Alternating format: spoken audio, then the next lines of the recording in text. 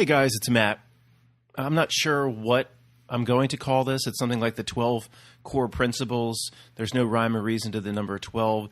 It's just I started writing out, what are the things or the lessons that have been learned over the last 10 years that are the most important, that save the most time in terms of spinning wheels and not wasting time with the breadcrumbs and following the rabbit holes, etc. So there's no rhyme or reason again to the number 12. I just started writing them out.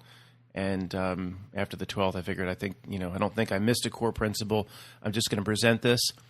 But before I start, in terms of the censorship, it's really amazing. It's even extending into movie reviewers, people that have nothing to do with conspiracy. I subscribe to a channel called Voxus Productions, I think it's called, Voxus Productions. And it's a younger guy. He does some pretty risque stuff with this puppet, this older man puppet. But it's all about movie reviews. He drops some foul language, etc. But maybe he has done other things but movie reviews. I've only seen him do movie reviews. And he got a strike for something like just going back to 2015, I think he said. So one of his videos has just been sitting out there for years and years. All of a sudden, now, has a problem. I mean, it's ridiculous. At this point, honestly, I don't care what happens to this channel because we have free voice.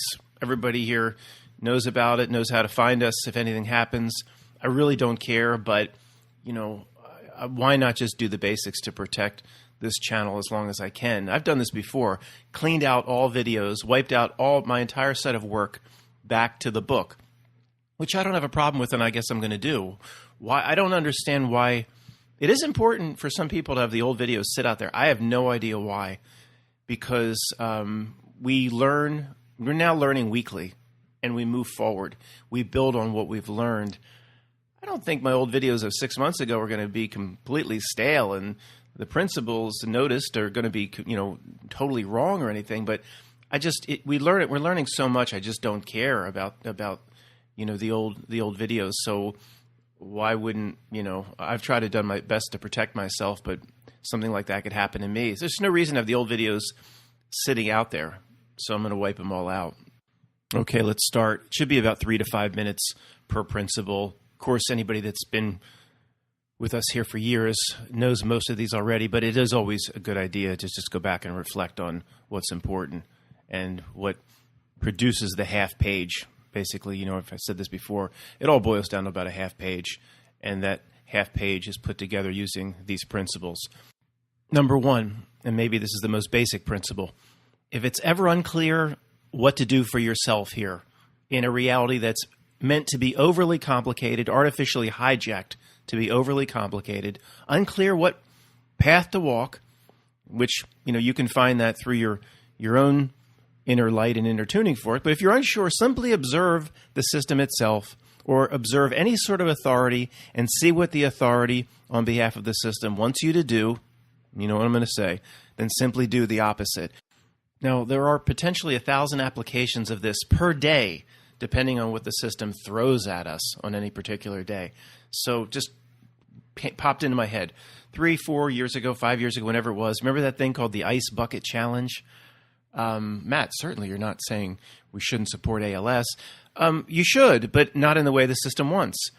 So when something comes at us by storm like that, it's on the news, it's on the local news, national news, Instagram posts, Facebook, everything is about the Ice Bucket Challenge. I mean, when you see how artificial it is, you could say, look, this is obviously anything that comes with that much vigor is not natural. It just didn't come up virally. That's what they want you to believe. Just good people passing things along. No, it's when something comes with that much force and it's in your face, it's system produced. Of course it is. So you say, well, do the opposite. I'd like to help ALS, but I'm not doing the Ice Bucket Challenge. Well, why didn't it raise money for ALS, Matt? I don't know what it did, the Ice Bucket Challenge, but seeing it was so of the system, I'm going to tell you this, it wasn't good. It wasn't good. I don't want to spend too much time on each principle. There's a lot of ways you could say the Ice Bucket Challenge wasn't good. And whatever was raised, how do you know where the money went? You know what I mean? So it'd be like, okay, I'm going to help ALS patients in some way, but I'm not going to do it through the ice bucket challenge. All right. Again, there's 1,000 applications of this daily. Oh, what's the news? I don't watch the news, but I'm sitting here getting my muffler repaired or something.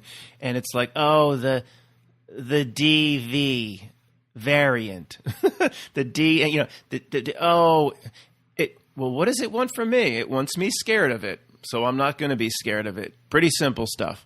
The system presents Elon Musk as a man that should be worshipped and beloved, and you should have your own personal bronze bust statue in your backyard. And he's presented like that, showing he's probably walked on water. Then, it's like, well, then I'm going to treat him as a wretch. I'm not going to, people that's new to these principles say, well, I kind of liked him. But, I kind of believe, though, that the system wants to, if I identify that it's something that it really wants out of me, and this whole reality is an inversion, then I really have to do the opposite. So I'm gonna go out back and break apart the plastic statue of Elon Musk. Okay. These examples are simple, but sometimes it's a little bit more complicated. You need to be aware that sometimes there are multiple levels of what it wants inside of one topic. So look at the V and renting the movie right now.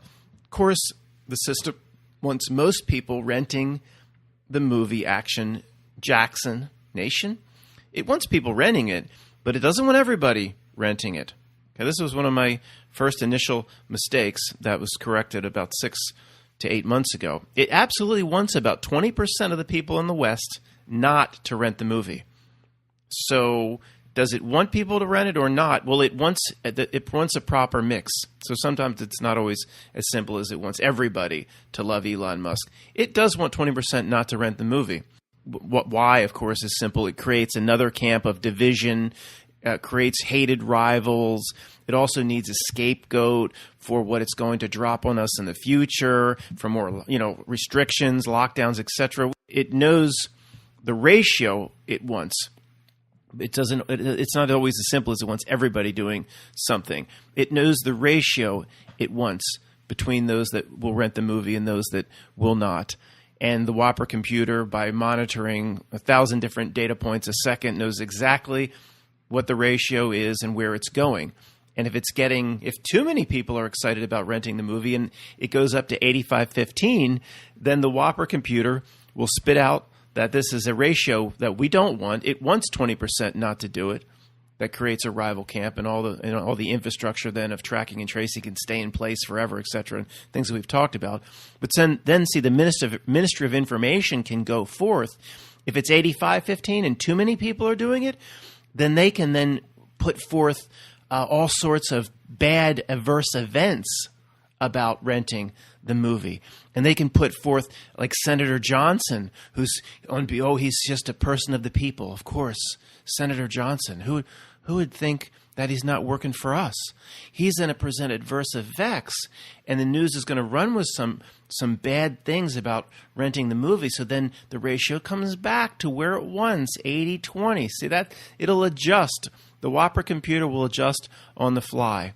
It will use its minions to do so. But if you see a politician saying something, we need to be careful because there's adverse events and this renting of the movie is very harmful, there's no possible way in this world that politician is actually looking to help you.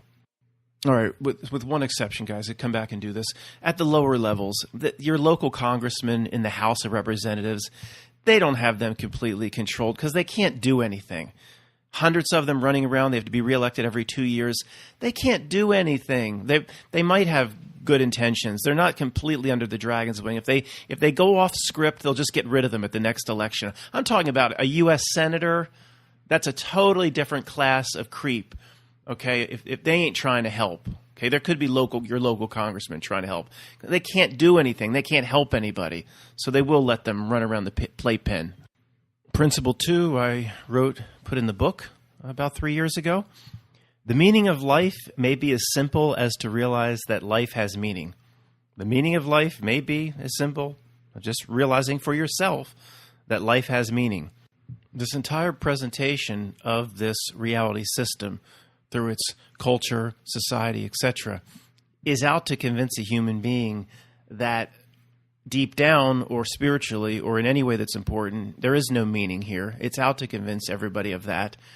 And if there is meaning, it's only in seeking the rewards and applause of what culture and society and what this world can give you. So you can actually apply the principles build on top of each other, or just apply the opposite as well to help in this one. So it's realizing that the meaning of life may be as simple as realizing that life has meaning, but the meaning, substituting the meaning, the real spiritual meaning of understanding yourself and giving back the meaning that it once, it put a big rock in your bag and wants you to carry that rock around for the rest of your life. There's your meaning. It's giving you your meaning, the accolades and all of the definitions of success that this reality brings. So you can apply the first principle that we just talked about. When Stephen Hawking comes forth and all his, he can't, I guess he doesn't come forth anymore, all his acolytes come forth and talk about the Big Bang, the Big Bang. Does that bring meaning to your life, knowing that you're just some speck of dust mated with some speck of dust billions and billions of years ago, and you're just some random accident? Some people are pretty screwed up when they find out they were an accident from their parents. You were an accident from the start, according to people like Stephen Hawking. Does that bring meaning to your life? Knowing that life itself is just, according to Stephen Hawking, it's just 1 in trillions. It's a random accident. And then inside of that, you're in the Petri dish. What are the chances you're actually sitting here right now listening to me? The chances of you being born now, it's 1 in trillions on top of 1 in trillions. 1 in trillions that life even formed, and 1 in trillions that you're sitting here now. If you take into account your great-great-great-great-great-great-grandfather was a marmot, some sort of mammal running around trying not to be stepped on by a dinosaur. Your real dad, you heard stories. He went alternative San Francisco in the jungles of Vietnam. That wouldn't have produced a baby. So he came out of that. You're lucky. You're just lucky to be here. That's the key phrase from Clerks, probably a truth drop. So if the system tells you that the chance of you, here's where the, finding meaning for yourself applies. If the system tells you that the chance of you standing there is 1 in 100 trillionth to the 10th power, then it's just the opposite. That you, with pretty much 100% certainty, were meant to be listening to this, or wherever you are, meant to be here right now. Not 1 in trillions on top of 1 in trillions on top of 1 in trillions on top of a random accident, on top of enigma wrapped up in a puzzle. It's 100% you were meant to be here. It's 1 to 1. 3, this life or this reality system is a tug of war, using the analogy of, say, radio station frequencies. The culture, the society, what stands behind the screen, Pennywise, wants you to go all the way down the dial to go to its frequency. It's a big, right on the radio, it painted a big neon bar, and it wants you to tune down to that frequency. And then once you go down there, and if you go down there, you'll be cool and be accepted by society, and it'll give you some bullshit rewards. It'll give you a big jar of lube. You go down and you put yourself on that. It's cool, man. Everybody's doing it. Come down to this part of the frequency. What's the frequency, Kenneth? Then you become susceptible to its suggestions, to its download. And at this point, we're not going to talk about NPCs and how many people are real. And there's about just over 300 million people, of course, in the United States. Assuming they're all real, I don't know, like 250 million people are on that frequency. So in Philadelphia, the old WYSP, when I grew up here outside of Philadelphia for rock and roll station, I think it was 94.1 or it's 94.0 WYSP. Now it's WIP, the sports talk. Of course, just complaining about Ben Simmons all day long for 300 days a year is what everybody wants to do. But that's the radio station or the frequency the reality wants everyone on. Somehow, you listening to this, we are off the frequency, and maybe at some point in our lives we were on it, but for some reason we got off. The idea is to turn the dial as far away as possible from the identified system radio station. And there's even a similar concept that comes up in that YouTube series that we looked at, UMAMI interface. If you remember that, what we looked at, I think it's in episode just 1 or 2. Mischief is driving the bus, or converted himself into a bus, and he says to Henrik, should I try to do the Mischief voice? He says, where do you want to go? I'll try in a moment. Where do you want to go? And then nothing. Of course, Henrik doesn't say a damn thing through 25 episodes. He says, if you don't decide, I will. And there's no reply. And he says, I will decide. So he says, where do you want to go? If you don't decide, I will. I will decide. The Mischief could be a little bit better. But this is a similar principle, guys. You know, what frequency do you want to be on? You know, you've got to determine that for yourself. And the reality itself, just like Mischief says, if you don't decide what frequency you want to be on, I will. I'll decide for you. I'll get you to go along with so many things in this culture and society. I'll put you on my damn frequency, Kenneth. And then, so if you don't decide, I will. And most people, of course, haven't taken the reins for themselves. So the reality says to them, to everybody around us, I will decide. Why does a song keep popping out? I will survive. That's as long as for some reason it just popped into my head. So it decides. One of the key principles of this whole reality is saying just to yourself, no, I will decide what frequency. Just saying that is more than 90%, 95% of people that will live and die through this system will never even say that. They'll never even observe what it's wanting from them and say, no, I will decide my own frequency. Do you realize just saying that and being aware of that and saying, I will decide where my tuning fork goes or what radio station I'm going to tune down the dial. Just saying that is so empowering, because literally, I'm being very, very kind. 90% of people will never say that. Will just go along with society's definition of success. That's probably 99% will never even. So just that alone, as a Haitian divorce, Steely Dan Haitian divorce from the system. Just say, no, I will decide, not you, Mischief. You know, here Henrik doesn't say a damn thing. Mischief might have looked back in the rearview mirror as he's driving the bus, and Henrik might have been holding up 3x5 cards saying, yeah, here's where I want to go. But he doesn't say anything through 25 episodes. Okay, how many people have allowed themselves to be tuned to its frequency? How many people are jamming to its oldies down at whatever it's presenting, down at that slimy end of the radio dial? And you go down, it starts to stink sulfur. You know, if you did that and people around you have done that, another way of putting it, you've just SETI Alpha 5'd yourself. Or is it SETI Alpha 6 where Khan crashed? You just did it to yourself. You put those little creatures that Khan had in his little 10-gallon fish tank in the sand. You just put those little creatures into your own ear if you're tuned to its station. And now you're susceptible to its download, to its suggestion. You know, Khan said to Chekhov, I know I keep using this, but, you know, mix one. I'm not even going to try to do Khan and Montalban. That's not going to work. Mix one susceptible to suggestion, and that's exactly what the entire reality is out to do to a population. You know, it's basically, for lack of better words, what I call the download. Now, I don't think the system believes anymore that it has to convince anybody of anything for those that are on its radio station. We think, it had to convince the entire Western world to go into a face covering in less than 6 weeks. No, for the people that were on that radio station, it didn't have to convince them of anything, in my opinion. It's literally they got the download. They got the message. For those tens of millions or hundreds of millions on that frequency, it just has to send the signal. And the behavior itself will come almost overnight. I mean, there's no other way to explain the level of compliance and how quickly the compliance was taken up, quote, worldwide.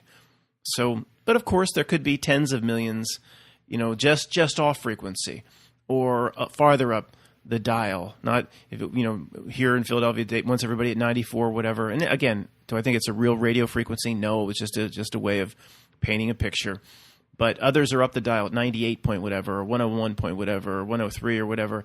And depending on, of course, how far away you are, you've tuned yourself off the dial, you're less susceptible to its suggestion. But there's probably tens of millions that are kind of, just up the dial and 95 or whatever. And for those, it does have to do a little convincing for those people to walk the system path. It still has a humongous infrastructure of its Ministry of Information and even the local newscasters and news anchors all saying the same thing from the same teleprompter. It still has a tremendous infrastructure to convince anybody that's just off the frequency. But what I'm saying here is if they're on the frequency, I don't think it has to convince anybody that's on the frequency. It's basically a download. And to me, this download in people that are on the frequency, Kenneth, is most evident when they run the same scripts. And most of these scripts, of course, recently, is to defend the actions of the system. So those people perfectly tuned to the system radio station, Aunt Jenny, the guy down the cul-de-sac, your sister-in-law, they're easy to spot. I mean, they're as easy to spot as the body snatched in San Francisco. First off, one of the symptoms in the scripts they'll run, they'll never give you an inch back towards your side. Never give you an inch. They'll never abandon their defense of the system in your favor, even if you make a point that can't even be argued against. They will continuously make excuses for its intrusions. All right? Even 3 legal licks of a German ice cream cone in a certain jurisdiction, they will justify that somehow. For those that don't know what I'm talking about, April, May of last year, article, Reuters, whatever, Germany. In this German jurisdiction, they're allowing the ice cream shops to be open, but you're allowed 3 legal licks on premises. If you do your 4th lick on premises, well then, you might get a visit from the police. This is indefensible lunacy. But those that run the script on the frequency, they'll find a way to defend it. Matt, there have to be some standards for safety. What are they supposed to do? You could have people just loitering, actually eating their ice cream cone on premise. That's not safe, Matt. You don't think it's kind of a little bit of a legal overstep to actually threaten arrest for a lick? Matt, these are unprecedented times. This is literally what people parrot back to me. During unprecedented times, certain rules and certain freedoms, need to be kind of examined until we get through this. And in this case, this reminds me of the greatest term of all time, those that will forever defend the system, no matter how great the intrusion. These people are the Palace Guard. What did I call them somewhat recently? Perfume appliers. But the Palace Guard is better. At this point, most of your friends, most of your relatives, most of the people down the cul-de-sac are the Palace Guard. If they are hardcore in their Palace Guard defense, they are on that frequency. They have turned themselves willingly to that part of the radio dial, and there is no point in ever trying to get through to them. They are literally on a download. All right? You and I, luckily, are pretty far away from that frequency. But in terms of, we're using this radio station analogy, but remember the old analogy, it's no different than saying we simply stepped off the ship of fools. We dove off the back into the cold water and are swimming away, and now we stand on the bank. We stand on the bank and wave to the love boat as the ship of fools sails away. It's not any different than just saying we're on a different frequency, tuning ourselves farther and farther down the dial, away from the stinky broadcast down the other end of the dial. So this is why the divide between us just gets larger and larger every week as the ship of idiots continues to sail farther and farther away. Our divide gets further as the ship gets farther. So I remind you, there are a lot of ways to know if people are on that frequency and getting that download. I mean, all sorts of tactics can be applied. And before these concepts came up, remember in The Patriot, the movie The Patriot, Mel Gibson, he has to recruit for the militia I guess he was on the north side of the Santee, and they'll meet at the old Spanish mission or whatever, and they go to that bar with a bunch of thugs and cutthroats, and he goes and he just says, God save King George. And they start throwing shit at the door. Somebody even throws a knife, and he says, yeah, we came to the right place. See, he's gauging who he's dealing with. You know, they hate King George. And you start talking to somebody, you know, you're just sitting with somebody at the bus stop, like Forrest Gump. You know, if you watch that movie again, I don't mean to ruin it for anybody, but he keeps pushing, really in an obnoxious way, pushing his story onto people that are just sitting down. Most people are very nice and cordial to Forrest Gump, but he's like, yeah, and this reminds me of Jenny, and the person just sat down. The person will be like, shut up! I don't want to hear your stupid story. He just keeps telling the story to different people, and they're very cordial and nice to him. But it's like, oh yeah, one time in Vietnam, shut up. Whatever, sorry. If it was Tom Hanks, if it was Forrest Gump, I'd be like, there's something wrong. I'd put up with it. You know, this guy's, you know, but if it's Tom Hanks, then we'd yell, shut up. Or what if it was Chet Hanks? How weird, creepy is his son? Oh my goodness. Anyway, we'll talk about that Chet Hanks some other time. But you can gauge, the way to gauge the people is their defense of the intrusion.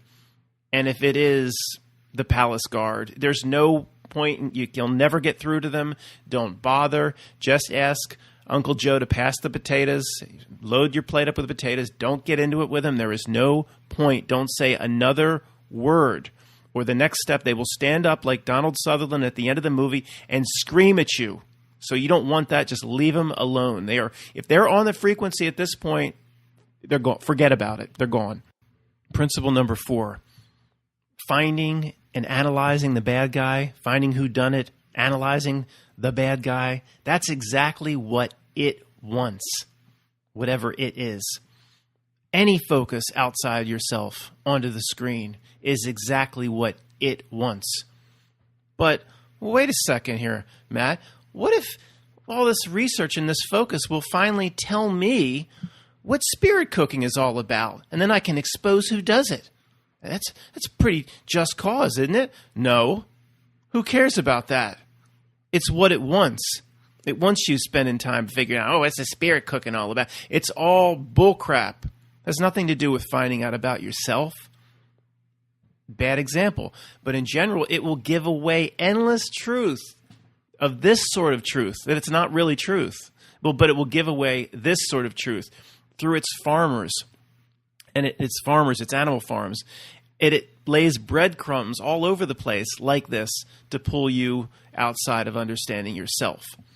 So in general, there is, quote, pure truth and what I call tainted truth.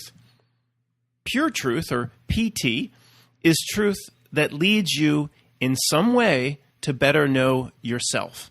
Apply PT and TT standard to YouTube truth videos, and 90% of the videos, or 95%, go away. Tainted truth is understanding about this world. It's truth about this world. Well, wait a second, man. I've done the research. I'm just a week or two away from exposing Abramovich. Oh, that's what it wants, you jerk. If you know it's all breadcrumb bullshit is what we've been sucked into over and over again.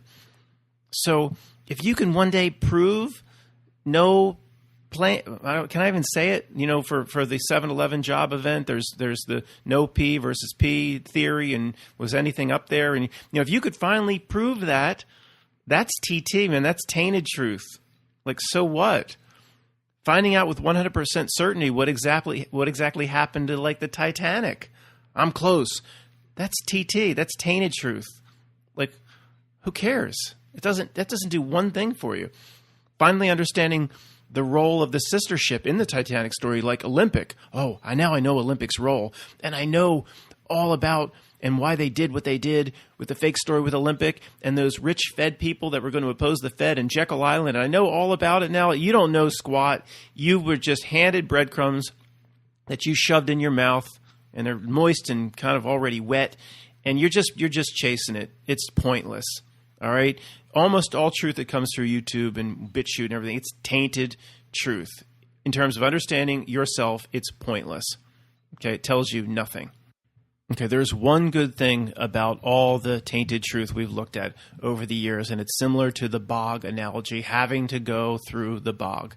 At some point, if you've looked at enough of this tainted truth, At some point, after many, many years, a line is crossed or a threshold is crossed where this gets into the 3 steps that I've talked about. And people, if you need to pull back and say, wait a second here, no real world could coordinate all of these conspiracies, where when we look into something, we find the truth, and your neighbors in cul-de-sac neighbors are just looking at Wikipedia, and they can never see it, but we see it, and this is happening over and over again, and no real world could pull off these double and triple layer conspiracies all the time and everything we look at. So it's like going through the bog. If you do enough tainted truth, sometimes you just say, wait a second, I'm not doing this anymore. And that's the one good thing that can come out of it. To come to a general understanding that this couldn't all be pulled off, meaning the world isn't very real. There's no way all of this could have happened. The world isn't very real. This, if you use it correctly, can lead you to a better understanding of yourself. Okay, it can teach you about yourself in many ways. The first level would be to help you cut attachments to a fake world. And in that, as you cut attachments to a fake world, it does strengthen, quote, your spiritual understanding of your true nature. Who's going to, once you understand the world is basically fake, who would be dumb enough to continue to try to attach to it? I mean, really? Once you determine that, your little niece or whatever, this is an easy bake oven, you don't put all your chips on in terms of using it next Thanksgiving to bake for the family. It's an easy bake oven. There, you don't want to put the same stock into it. In an easy bake oven, that's a compliment for this clown show. To keep trying to make attachment or to keep trying to seek a reward from a world that you deemed as fake is some sort of psychosis. I know you guys don't do it, but look at everybody down your cul-de-sac trying to do it. But they don't see the world as fake. I guess that's the problem. So, stupid example, but just to wrap this section up, a strong desire to win the Nobel Prize? You can work your life to potentially win a Nobel Prize. That's bordering on spiritual retardation. Who gives a shit if this world is out to reward you? So that seeking anything it can provide you is it's beyond pointless. It's actually very, very, very damaging because it leads to more and more seeking that sort of reward and that sort of attachment. So in general, you could say the screen exercises are necessary and tainted truth exercises are necessary and the bog is necessary if you can use it at some point to say, wait a second, this is, all this couldn't be pulled off, and to just simply climb out of the bog. And most of us did have to go through all of that. So in most cases, the system can get people to further wade into the bog and to go farther and farther down where the mud is coming up to their neck, where there's almost no way out. I mean, that's what, people are in the bog. It just wants you to go further and further down into Darth Vader's cave. I mean, for example, how many Q people they're literally still talking about sealed indictments? I don't quite understand it, but there's a lot of people that go down this path of truth, but they will get sucked into Darth Vader's cave. Luke, remember your failure in the cave. That sucked. Principle 5. The bad guy here cannot be pointed at or ever isolated in this construct. The final bad guy. I'm not talking about Melvin P. and jerks running around. And they're not the final bad guy. They're like the Lady-O, puppets on strings. They ain't the final bad. The final bad guy. You can't point at him. It could be some black figure flying over your head with leather wings. There he goes. No, that's not going to happen. It doesn't happen in this construct. So stop trying to look for it. Those who appear on TV, like George Bush and Gaga and Melvin P., they're low-level minions, low-level servants, and, they serve something they probably themselves don't even understand. There's no boss level here that can be seen or touched. A boss level in a Mortal Kombat video game is more real, so forget about it. Worry about yourself. Even if there was a boss level, whatever, our attitude should be, who cares? By my heel, who cares? Well, Matt, the boss level, you don't understand, Matt, is in the astral, or a dimension just outside of our perception. Okay, well, maybe it is. So what? What is that going to change how I live my life? I don't care where it is. There's some evil here, of course. Hello. The beauty is just understanding it doesn't, finding the boss or pointing at it doesn't matter. It doesn't change how you live your life. I don't care about the police lineup any longer. I don't care if Pope Francis transforms himself into Skeletor the moment he goes off camera. The moment he walks around a corner, he transforms into Skeletor with a flaming skull. I don't care if that's even true. Understanding the Pennywise org chart here, it doesn't change the way I live my life or I choose to live my life. Principle 6.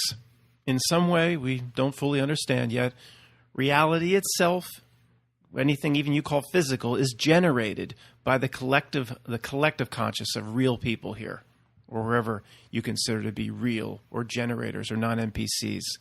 A wide range of who believes who's in what category. But in some way, the collective here of real people generates reality itself. Right? This is the exact opposite of here we go again, the Big Bang, and life came from an explosion, and everything Stephen Hawking says. So it's more likely, of course, or we're almost assured that it's just the opposite of whatever the system presents.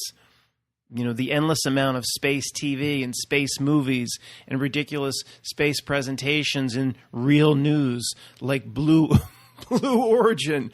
What is Sir Richard Branson's called?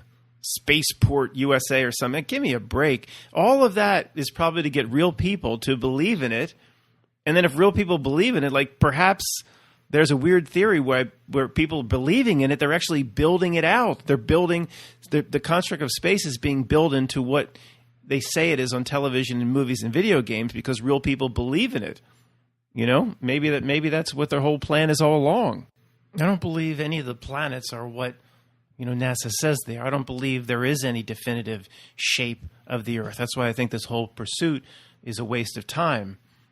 I think that per how this construct works, if they get billions of people into believing the model that they want, I believe over time, because real people and real generators create everything, it takes on those characteristics. But so when people that investigate other shape options, they go out and find that putting a laser beam over a lake, there is no drop off of 8.5 inches squared per mile, whatever it is, the drop off is supposed to be. It's just completely, these laser tests. Of course, they're all legitimate proofs but what they could be finding, they could basically be finding residuals of what the Earth was believed to be before. Is it Ptolemy or Ptolemy? Whatever. Probably doesn't deserve me to pronounce his name correctly. They're probably finding residuals of what hundreds of millions of the collective conscious had believed in the past as to what it is. I don't think it's not as simple as just picking a shape. We don't know this by now. Is that how reality works? Just it's either behind door number 1 or door number 2. It's less filling or tastes great. It has to be one of those two. It has to be round or flat. There's no other possibilities. Yeah, okay. Yeah, just ignore everything we've learned, about... okay, guys, you hear me. It's the whole thing. They lead collective consciousness into a certain place because they need us, the collective, to create the sick reality that they want. It's pretty simple. The minions, on behalf of, quote, the Pennywise reality, knows people are going to figure certain aspects of this out, so you have to be aware of when the system is presenting its hijack. It's taking you and directing you onto the wrong path, even if it seems like the right path. The Secret, I think, is a good example. This book came out, I don't know, it was like 30 years ago or more. These concepts are not new. It's called, Law of Attraction. Of course it's not new. But the thing that was popular with the masses is The Secret. And then they made a movie or a documentary, whatever. So, but it's, okay, it talks about law of attraction and you manifest and all this, but it's totally a hijack because if you watch the documentary or The Secret, it's all about using your power to feed the system more of what it wants. Materialism. Everybody's thinking about diamond earrings and speedboats and a second home, and you could have this, and you could have fame, and you could have that big promotion at work, and it's all it loves you to become a manifester of things, of more of it, of what it wants. You just keep producing its favorite food on the menu. So this is the hijack of The Secret. There's nothing. It's all about materialism. And again, the way it does business, with people that get close to the truth, it's really been evil genius in this regard. 7, the quote, bad guys here, in some way, they play a role that you and I can use to benefit ourselves. In some way, the Melvin P's and all these minions running around, and Jay-Z flashing his hand symbols, and Beyonce with some kind of a mock birthing ritual during the Grammys, all this craziness, and the FDR pushing the tax rate up to 94%. All these evil people running around. In some way, they're all playing a role that in some way you can actually use to benefit yourself. So then a million questions start. Well, what do the George Bush creatures really understand about their role? Do they know they're contractually playing a role? So real spirits wake up, or they're just put here by something far, far, of course, greater than themselves, because this place needs an asshole. If it was just laying around under fruit trees, nobody would learn anything. This place needs an asshole. So what do they know about their role? Who cares? Who cares? What does Obama really understand about his puppet nature? Has he ever tried to put his own hand up his back to control himself? It doesn't matter what Obama understands or what Dick Cheney understands as the middleman handler. It doesn't matter if they were put here to play the role of assholes, or they've been hijacking it slowly, taking it over, completely breaking the rules. If there were any rules, just hijacking. It doesn't. So what? The way you're going to live your life, the way I'm going to live my life, is exactly the same. What you need to learn about yourself is exactly the same in all cases. Stop trying to figure out the bad guy. Who cares? At where attention goes, energy flows. They'd have nothing if people weren't constantly trying to focus on them. Principle number 8. The, quote, bad guy here's power is limited. It's limited. And there is something good in this game, in this construct, that will always be here to help us. You could say, what's good, the message that pops out in our face every time we go to play whack-a-mole, we whack the mole down. Another great message pops up, and most people ignore it, but we're not ignoring it anymore. We play whack-a-mole.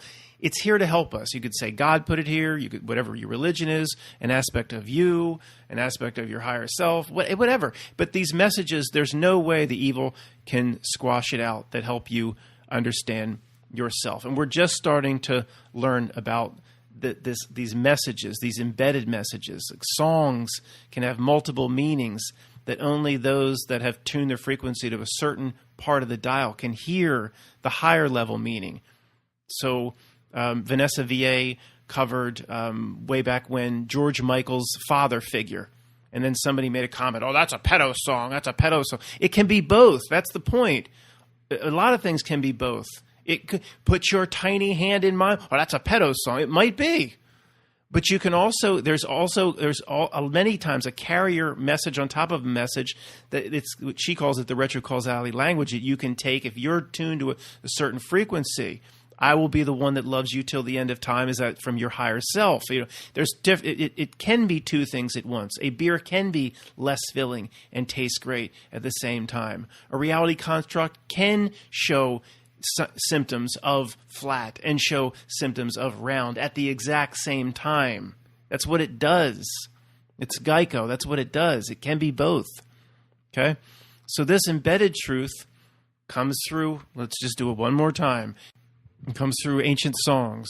Life is but a dream. It comes through nursery rhymes. And Humpty Dumpty had a great fall. He was dumber than George Bush, who actually looked to the king's horses to put him back together. They just have hooves. How they could put your ass back together, Humpty Dumpty, with hooves? At least he looked to the king's men, but they're dumber than George Bush too. So he put yourself back together, Humpty. What about yourself, Humpty? You have the power to put yourself back together, you dumb jerk. TV shows, it comes through TV shows.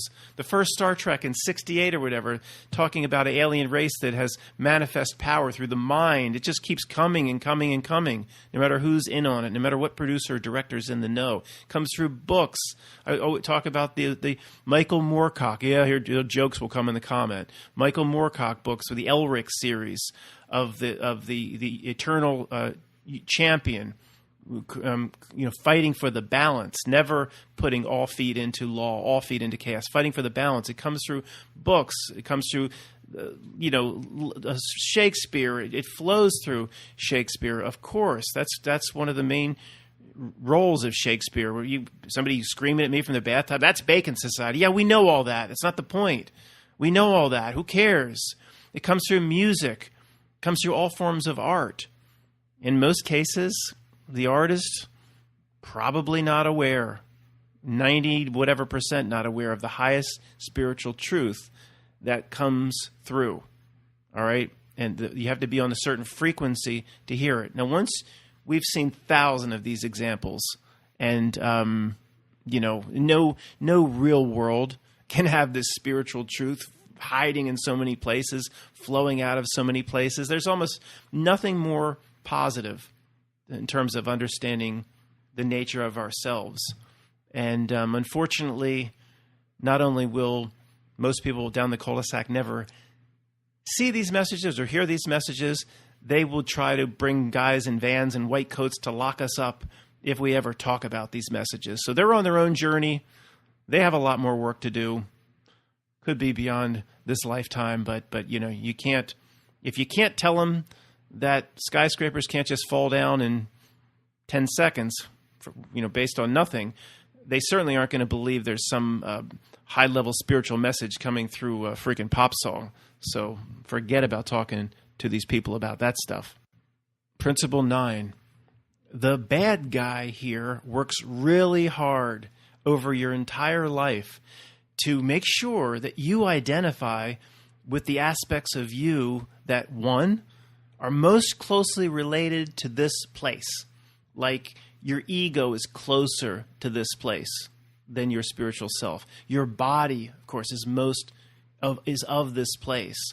So you got to relate to that with the abdominizer and six-pack abs and bodybuilding and looks and all that. It's all about that. It's all about put on QVC and this wrinkle cream will make you look 10 years younger. Look at me.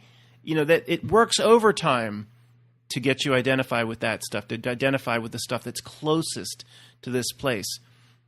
It works overtime to put you in a mindset that something here feeds on, a mindset of constant fight or flight, fear and stress and worry, anger, anxiety, and something that, again, likely feeds off that sort of loosh. It gets most people to believe that their spiritual side doesn't even exist. Most people, it beats into you from birth that the spiritual side doesn't even exist. Now, all this talk of spiritual side, it's just the opposite of what this world wants you to do. Attach here, root here. Your definition of success is here. And it doesn't like it when you look away from its little magic show, because your whole world is right here. What are you looking? What you looking at? What's that? Reminds me of it's like Wild Bill in Green Mile. Boy, what you looking at? To Percy. I said, boy, what you looking at?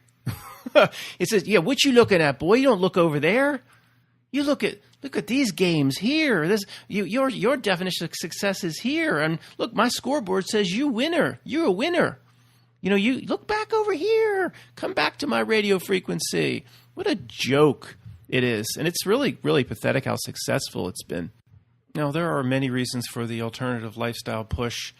The San Francisco push, it's like Rice-A-Roni, the San Francisco treat, started real hard, no pun intended, started 15 years ago. A little bit less. Real hard, no pun intended. The T gender blender to T gender push, blender push, started, hard, no pun intended. Bruce was about 7 or 8 years ago, something like that. Now, there's a lot of reasons for it, of course, but in this context, a reason for it is anytime it can get you to identify with something that is, its origin is here, it's rooted here. Identify your whole aspect of being with what you choose to do with your little human propagation things on your body. You want it's so important. You identify your whole essence of being around an appendage of some kind. I mean, you want to talk about they got you? I mean, that is, in this context, this is exactly what it's for. It's for other things too. Matt, you're not talking about the population reduction at all. I'm not talking about that here. I'm well aware of that. This ain't my first rodeo. I didn't just fall off the turnip truck, or the truther turnip truck. So to summarize this one again, right when you start looking inside yourself or away from its magic show into things that are really important about understanding the true nature of yourself, you'll hear it. You'll hear it. You rise up out of your bathtub, you'll hear it. This will never leave you. Just like Wild Bill to Percy, you'll hear it. It will not be happy as to what you're looking into. Say, "Was you looking at, boy?" I said, "Was you looking at, boy?" and then isn't that when Percy? Yeah, Percy was infected by what Big John put into him, and then he let Wild Bill have it. I'm sorry to give away any spoilers. You should have seen The Green Mile by now. "What's your name?" "John Coffee, ma'am. Like the drink, not spelled the same." That was terrible. Principle 10. If you are playing its game and it, Pennywise, has rewarded you, you look down on your table, on your cherrywood table, and there are awards from the system. And then you remember its applause and its status that it's bringing you and its prestige and material goods and speedboats, and you have American Psycho new embossed business cards, then you've won its game. But you've lost the game. You've won its game. You don't want to win its game. Trust me. You don't want to look up on its scoreboard and it shows you ahead. No. That means you a loser. You don't want to win. What we have here is a failure to understand. If you win its game, you a loser. Now, right now, on the fly, I was going to use the example of Jack Welch. And then I decided to pause. And, well, he's getting old. He's still alive. I'm still going to use it. I didn't realize he died, I think, in 2020. Jack Welch was... I'm still going to use the example. Sorry. He was the ex-CEO, I believe, of GE 15 years ago. Of course, billionaire, would go on CNBC and talk about the markets and all this stuff. And I'm sure every metric in the world shows him as a winner. And sorry, Jack, you served the system, even continuing to come on CNBC, Have I looked into his charities? No, but if he was the one billionaire where the charity actually went directly and really helped somebody, then I take it back, because every time I've looked at that, like, they're not helping anybody. So sorry, Jack, but again, in most cases, and you could be an exception, seem like a friendly old guy, but this system showed you a winner in every metric of what's considered important as a definition of success. So it is very unlikely that you were a real winner. No offense. Principle 11. This life is hard. Will you use the tools that it gives you? Most people don't. Will you use its tools? Very simple. So, example, a fighter trains for a fight. This fighter, he stands alone in a gym. It's 6 months before the big fight. He looks around. There's all these different types of bags and weights and abdominizers and a ring and all these things he can use. Will he use the tools around him to prepare for the fight? Well, of course, a fighter will, getting ready for the fight. Most people don't. Will he hit the bags? Will he get on the crunch board? Will he put himself into the best shape? The tools are right in front of him. Will he use it to train? Well, a fighter will. Most people don't use them. They've got thousands of more tools available to them here. They don't use it. They just look at the, if they were this fighter, they would not hit the heavy bag. They would just sit down, pull up a chair, put on the TV in the gym, and bitch about the Democrats. That's what they would do in this fighter analogy. The world gives you about 1 million training tools. Not just like the fighter, he's got a few bags, a few abdominizers. You step into your gym, the world gives you 1,000 or no, about 1 million training tools and all sorts of workout equipment, spiritual workout equipment. So are you going to use it to train? Most people don't. You know, some people, if some few people that will use it to train all of the different life lessons, they'll call it forging better and better spiritual armor. That's what this life is for. You know, others may train initially the opposite way. They're not going to build the armor just yet. They see all the chains and shackles that they've put on themselves, the Jacob Marley chains that they've placed on themselves, etherically almost over the years. And they're just going to look to separate from them and cut ties and cut attachment and use intention to cut attachment to the legal fiction, the straw man, and get rid of all the slimy, greasy chains before they wield, as a blacksmith would, their own spiritual armor. So all the tools are here. Just most people can't see it. And when they notice it, this trial could be a spiritual tool, the reality will quickly get in your face and say, "Was you look at that, boy?" But if somebody's just standing in the spiritual gym with 1,000 different or 1 million different training tools and things to use, where do you start? Well, a boxer starts, simple. We'll just start jogging. If you're not in shape, you start doing a few miles every day. Start getting in the cardio shape. So putting in the running or the jogging in the case of us navigating through the reality would be, again, it always comes back to attachment, removing the chains, removing attachments, and removing the system created links and ties. The Francis Dunnery song, the only thing you get to keep at death is what you give away. It's a great message. So I don't think you have to go too far here. If you watch the movie Into the Wild, the kid, when he goes to set off on his own for the first time, he takes his dollars out. He's like a couple $100. He just burns them. I wouldn't do that. I mean, you can still go off into the wild. You might need the dollars. So that's a little going too far. I mean, he might not have made it. What's the use of going into the wild if you don't even make it into the next day? So I wouldn't just burn your dollars and walk into the woods and live like the kid and Into the Wild. But it's a slow progression of removing the attachment. Even, again, I know I always go back to it, but the attachment of the legal fiction that appears on your driver's license, and you can still have a driver's license. It's just how you see it and your intention towards it. So seeing how the world works has to be done unemotionally, without attachment, in a cold sense, in other words, and with the right intention when you see its manipulation. Okay, I see it's manipulation, but you know what? I to put food on the table, or for my kids, or to keep my job, or I have to do this.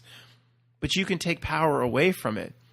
It's like, look, I didn't choose this. I didn't. I need to do this, and I'm going to keep the energy. I feed it as little as possible, but I still have to do it. I don't think that dooms anybody if they have to go do something for a job or something that they have to put food on the table. I have to renew my driver's license. I choose to do this. Was born into the system. I don't think approving my driver's license or getting a new one or renewal is going to damn me to hell. Okay, it helps to see through it and to remove all power from it. But that doesn't mean you've got to take up horse and buggy. I'm still going to continue to drive, and my driver's license, I think I have to get it done soon. I have to go down there, and I will do it. Principle 12. There will always be, quote, the conspiracy of the weak to chase in this earth plane of existence. It's always going to be there. About 2 years ago, I said, is there ever going to be a major news event, do you think, for the rest of your life, that's just not going to be riddled with conspiracy to chase? And everyone was like, no, that's not going to happen. That's not possible anymore. The major news item will always have the conspiracy embedded, the gematria embedded, all the stuff to chase embedded. No real world could pull this off. Gives itself away right there. So if we're going to say we're completely off the ship of fools, which hopefully anybody listening to this is, nobody completely off the ship of fools will any longer chase the conspiracy of the weak, or you're not off the ship of fools. See how that works? So these things are produced these things to look at, chase, breadcrumbs, the conspiracy that's attached to all the news items and news events that keeps coming and coming and coming unnaturally. There's no real world that could pull this off. It's generated in some way by reality itself. We're kind of beyond people in secret societies running around in movies like The Skulls, planning shit. Okay, we're past that. So here we go again. Let's do a couple examples. Oh, what a coincidence. About 5 years ago, this mega conspiracy comes onto our doorstep called mud flood 5 years ago. Like, nobody could have noticed over the past 100 years how many buildings are just surrounded unnaturally by mud and underground. And nobody could have noticed that. What a coincidence. It just dropped on our conspiracy YouTube doorstep about 5 years ago. And why did it drop so hard 5 years ago? Nobody noticed it 10 years ago, 15 years ago. No matter what truth is in it or not, it was introduced into our community artificially. Of course it was. Well, Matt, somebody has to come up with something for the first time. You come up with some things for the first time. Every single time it's artificially introduced by the system. Okay, it's different than me saying, John McEnroe, you cannot be serious. And all of a sudden, inside of 3 months, there's 1,000 YouTube videos on this topic. Okay, there's a little bit of difference. And then the same time, the Tartaria thing. I'm not saying there's no truth in anybody that's looked into this. I'm just saying when it hits the way it hits, the reality wants it to hit that hard. It wants to introduce the distraction. It feeds the distraction. There could be all the truth in the world to everything you've looked into. That doesn't mean you're not playing into exactly what it wants and feeding the distraction. And it's not, the more maps of Tartaria you look at, I guarantee the next map ain't going to tell you about yourself. I guarantee that. That's going out on a limb. It's what it wants. No reality could keep dropping these mega conspiracies. Okay, here we go again. Magically, there was no trace of any maps or no trace of any of this Tartaria stuff prior to 2014. Oh, what a coincidence. See how it works? Nobody could have noticed this. Okay, you understand what I'm saying. How amazing. Nobody could have figured out prior to 2012 that all these buildings could not have been constructed. Okay, fine. At some point, we do have to dive into something for the first time. I'm just saying when it hits inside of our communities with such a massive wave, then to me, I think the system probably wants it to hit with a massive wave. But that's just me. What do I know? I'm not saying to not look into the conspiracy of the week. In many cases, it's fascinating. I do it all the time because it tells me the world isn't very real, which tells me something about myself. But if you're going to look into it, remember, do not get emotionally involved in it, because that's exactly what it wants. Do it as coldly and as calculated and as detached as you can. All right, that's a key. If you're going to look at it as a hobby, people get a little bit, especially, well, I'm not even going to go there. Let's just wrap this up. So for me, I don't care to investigate why 500 massive structures around the world have no way of heating themselves. Okay, they don't. It doesn't make any sense. All these massive structures, some of them don't even have any toilets. So we've been over this conspiracy over and over. Yeah, it's there, but okay, I don't. It wants you to just spend all this time figuring it out. I don't care. It wants me spending all my time figuring out the answers to everything that's not important. Again, the fact that no major news story can be presented today without it being filled and littered with conspiracy, coincidence, synchronicity, gematria. It happens over and over again, every single time. It's just simple proof the world isn't very real and something is trying to get your attention. So we'll close with whatever analogy you like better. It knows a certain group of people are off the frequency. This group over here, they're not on our frequency with us. They're not down here. No, they're on their own frequency. Oh, my goodness. Well, these people have a chance of getting close to the truth, and it only relates back to understanding the nature of themselves, and we can't have that. Can we have that? No, we can't have that. That's not allowed anymore. So we need to get in their business. We need to give them all these distractions. Oh, let's present this conspiracy and drop this conspiracy on YouTube. They'll chase. Oh, look at them. There they go. They're chasing that lure. Yeah, it's a new lure. It's a new lure designed just for conspiracy theorists. It's called Mud Flood. And we're going to talk. Look, I'm going to put it on my fly reel here, and we're going to look how many are chasing it. Yeah, that's all it does. That doesn't, even if there's truth in it, it's going to put it out. Okay, it doesn't matter if there's truth in it. Doesn't mean just because the system, it could be 100% true, but people are just chasing it, and the longer they chase it, and on their deathbed, they'll say, I finally got Mud Flood figured out. And they will have spent their whole life not understanding a damn thing about themselves. So pick whatever analogy you like better. Do you like the Jeff Goldblum reality, who's just waving his flares in front of you? You're the big, powerful Tyrannosaurus Rex, waving the flares and just say, follow me.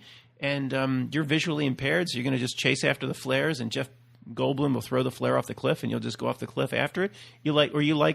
Some people like the Shallow Hal example, the little spina bifida guy that just sold his company, who's going to go on that date with a real nasty girl, and he looks in the hubcap. He's a little guy. He looks in the hubcap, and he's like, "Is this outfit to look at me?" That's the reality. Look at me. I'm always going to. It's kind of a stretch to relate that to that scene in Shallow Hal, but I'm always going to do that. The reality is like, over here. Look at me. See, if it's looking at you, it's not going to say, "Wish you look at that, boy." It's not going to do that. It's only going to do that if you're looking away at something it doesn't want you to look at, understanding yourself. So anyway, that's it, guys. Thanks for sticking with me through the 12 principles.